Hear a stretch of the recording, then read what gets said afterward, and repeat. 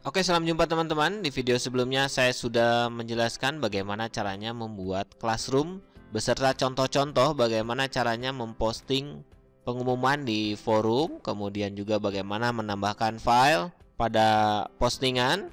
Nah, pada video kali ini saya akan coba membuat bagaimana caranya kita membuat ulangan kenaikan kelas secara online.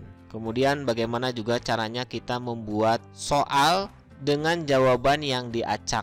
Dan satu lagi yaitu bagaimana juga caranya kita membuat sesi pada Google Forms. Nah, jadi langsung saja simak videonya ya. Kita langsung mulai. Oke, sebelumnya kita masuk ke Classroom ya. Buka browsernya, login, kemudian kita cari aplikasi di Google ya. Kita cari Classroom. Klik satu kali. Dan di sini saya sudah punya contoh satu kelas ya. Nah, kita buka Classroom-nya. Nah, di sini membagikan pengumuman. Saya skip berikutnya.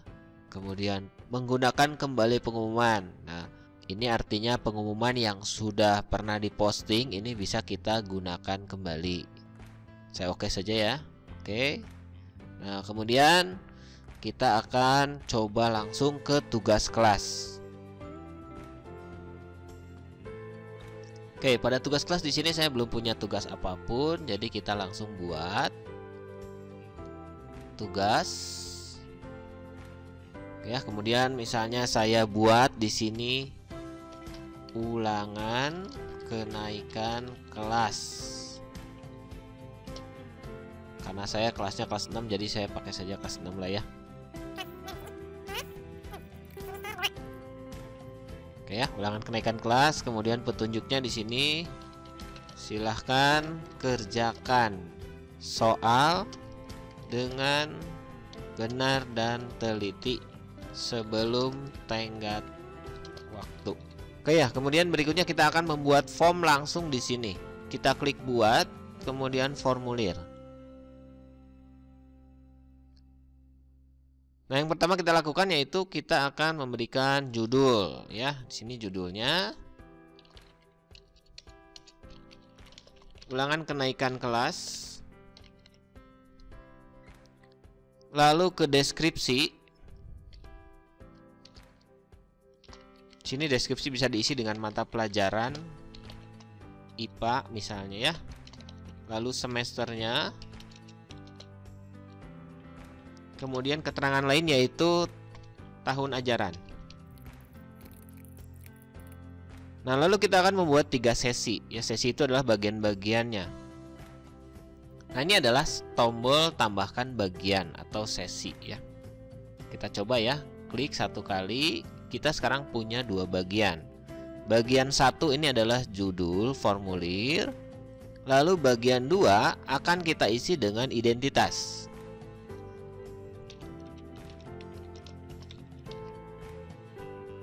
Ini identitas siswa, kemudian di sini bisa kita ketik deskripsinya. Ketik identitas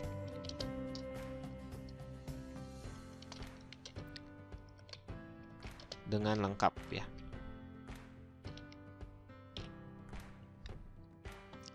Nah, pada bagian identitas siswa maka kita memberikan pertanyaan juga identitas.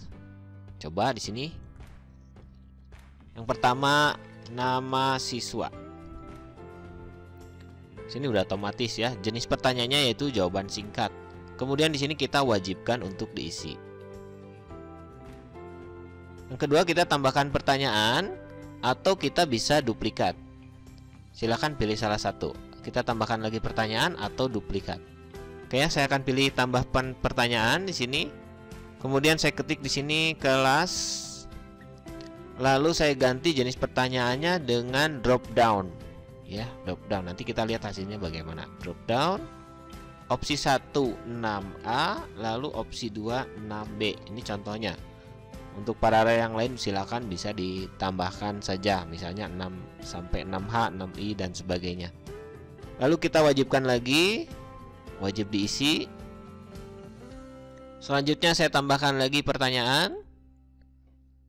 Kita ketik nomor absen atau nomor peserta ulangan dan sebagainya, silakan disesuaikan.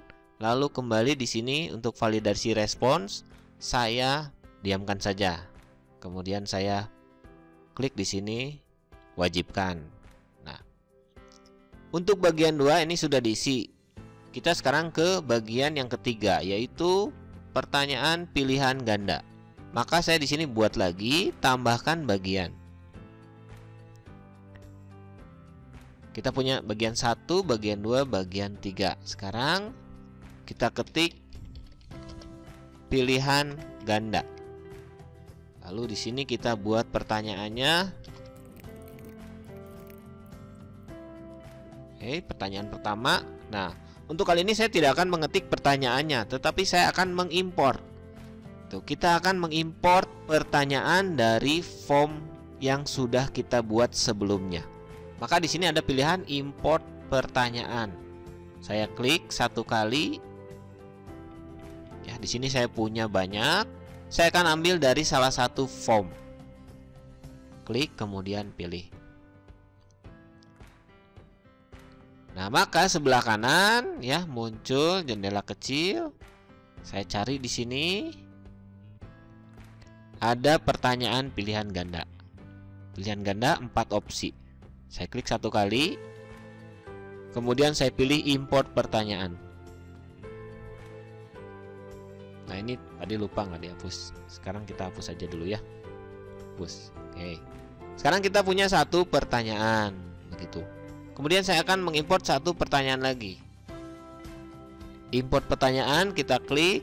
Kemudian klik formnya, lalu pilih. Ini pertanyaannya yang kedua. Di sini saya klik. Checklist, lalu import.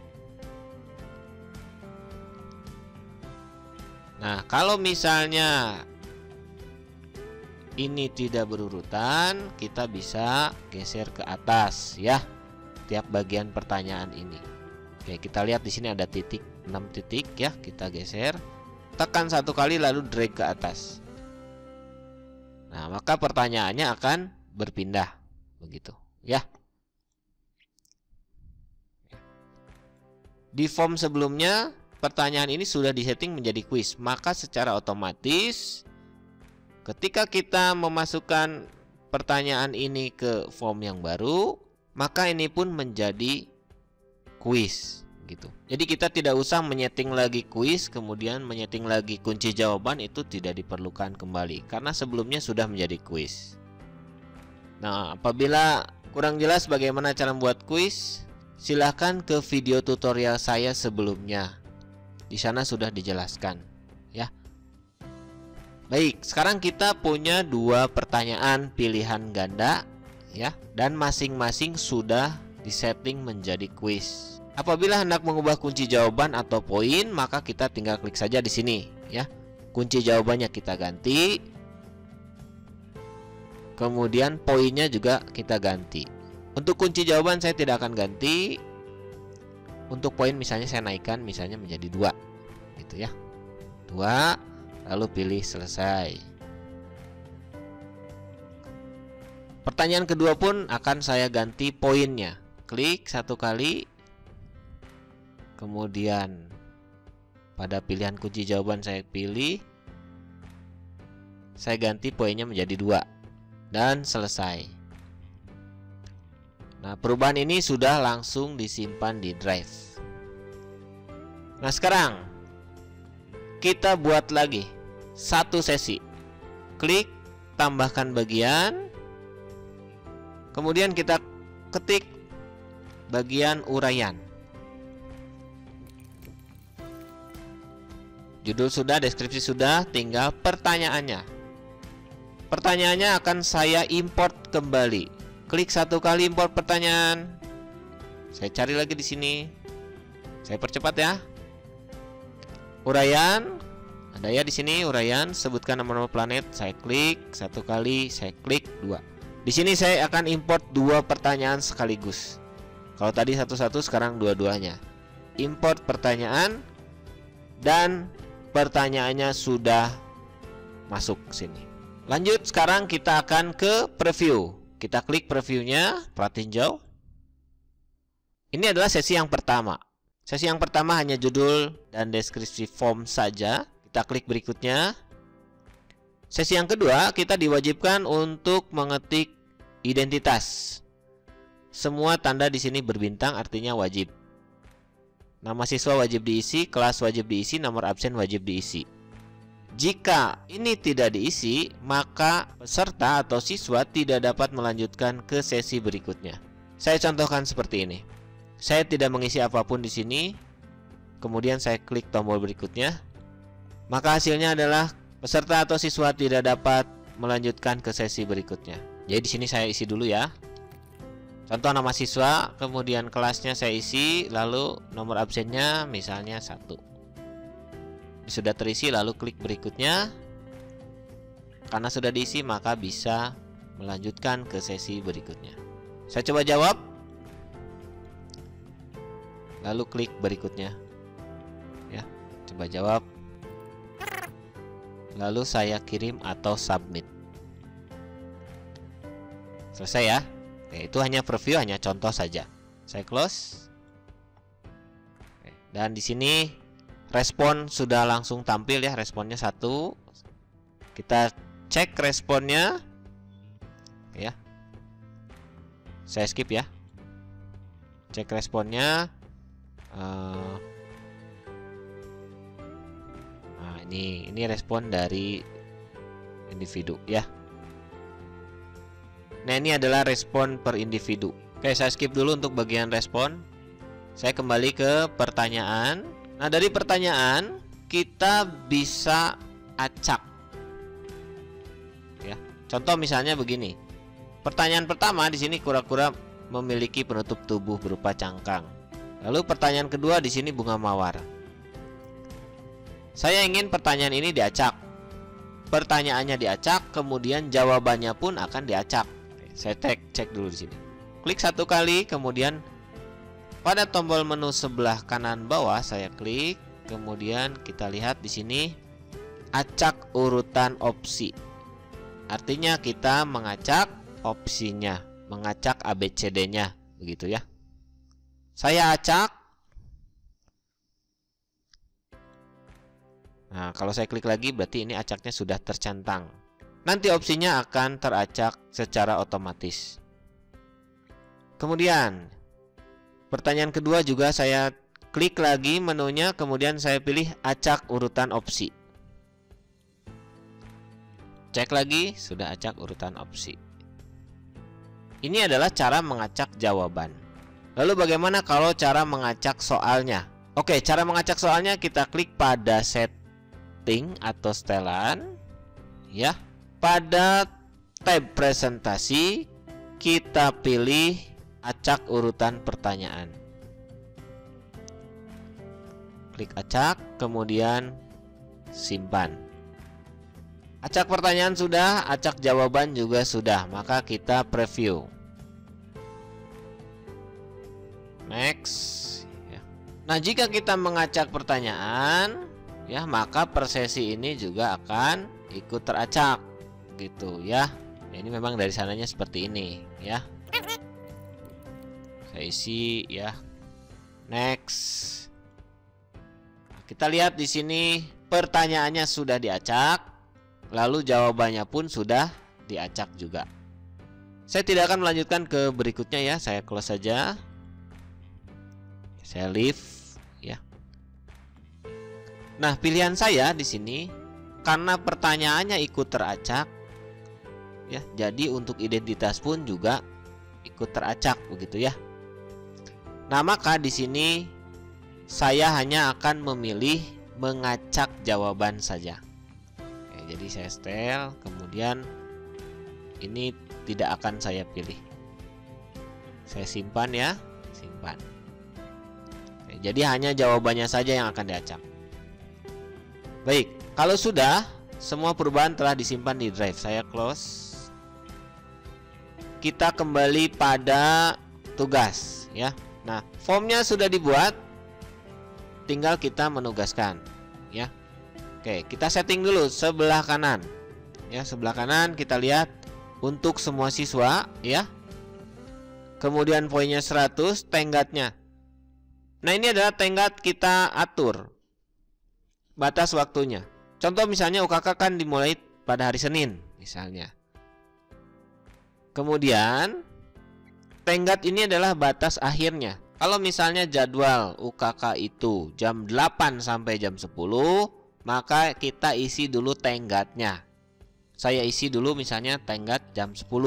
Artinya tugasnya tidak bisa lagi dibuka kalau lewat dari jam 10 gitu.